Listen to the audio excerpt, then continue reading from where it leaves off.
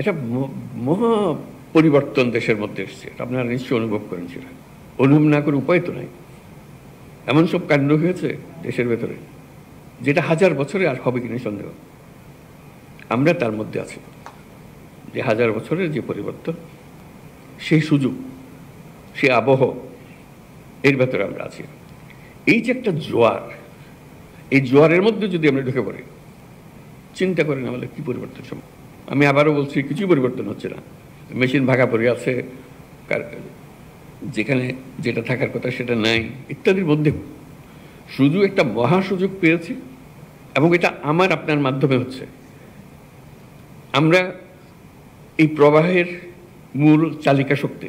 আমাদের ছেলে মেয়েরা, বাচ্চারা এখনো নাই, ওরা আসবে, ওরা দেখবে। যারা আমাদের থেকে বয়সে বড় তারা চলে গেছে বা কর্মক্ষেত্রে নাই। আমাদের হাতে এটা, এই পরিবর্তনের জোয়ার।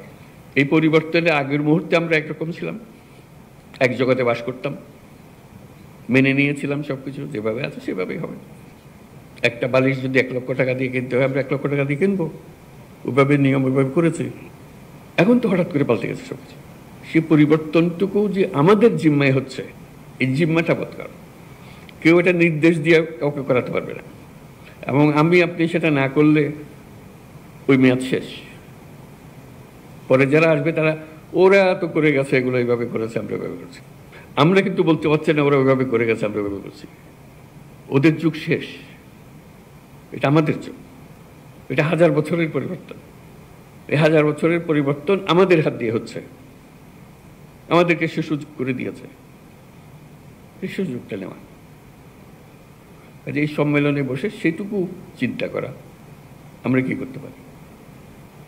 রেমিটেন্স যোদ্ধাদের ঢাকায় বিশেষ ছাড়ে রেডি ফ্ল্যাট দিচ্ছে শতভাগ বিশ্বস্ত ও নির্ভরযোগ্য প্রতিষ্ঠান প্রবাসীর সিটি।